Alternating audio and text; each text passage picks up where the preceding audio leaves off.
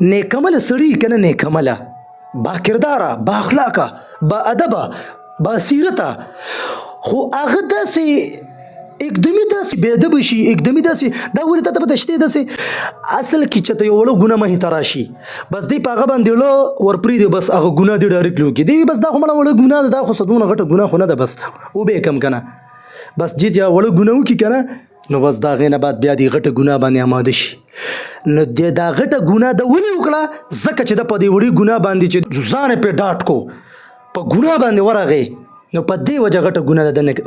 د غټو ګناه د دې عادي شو بس دا یاد ساتئ په دې وجه عبدالرحمن بابا کلام دی هغې کې یو شعر دی هغه وایي لږ یې مه ګڼه هر څو ګناه چې لږ وي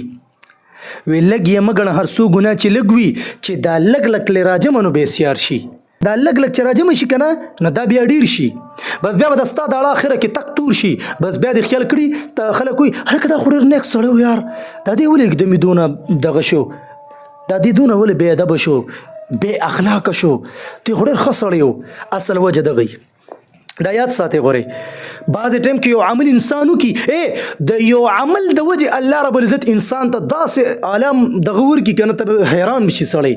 کله ناکله یو عمل دی د اخلاص نه وکړي نیک عملي چا سره ښېګڼه وکړي صدقه خیرات وکړي یا داسې دی چې ته تهجد له راپاسي هغې کې الله ته وجړي یا داسې څه بل قسمه عملي خو الله خوشحاله کی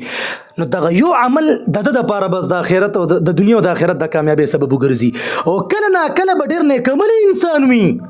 خو د یو ګناه د وجې به د هغه د دنیا او د آخرت هغه ناکامي راشي د الله غورې الله وایي چې غوره زه صمد ذات یم بې نیازه ذات یم الله وایي چې دا ټوله دنیا کې چې څونه مخلوقات دي که نه دي زما بس لګیای سار او ماښام لګیای او لګیای او زما چې دی حمد او ثنا وایي او بس زما بړایي بیانوي یاد ساتئ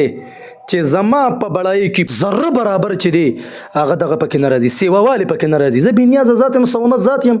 زما په بړایي کې سیواوالی داسې نه راځي د ستاسو په دې نیک اعمالو سره چې تاسو زما تابعداري کوئ او دا نیک عمل کوئ دا خو د ستا د پیدې دپاره الله تعالی ته قانون جوړ کړی دی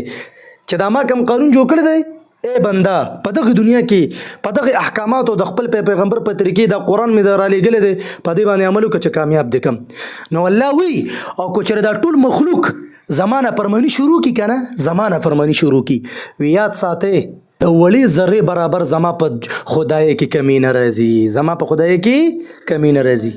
دا خبر یاد ساتئ غورئ نو په دې وجه کوشش پکار دی چې موږ د ګناه نه ځان ساتو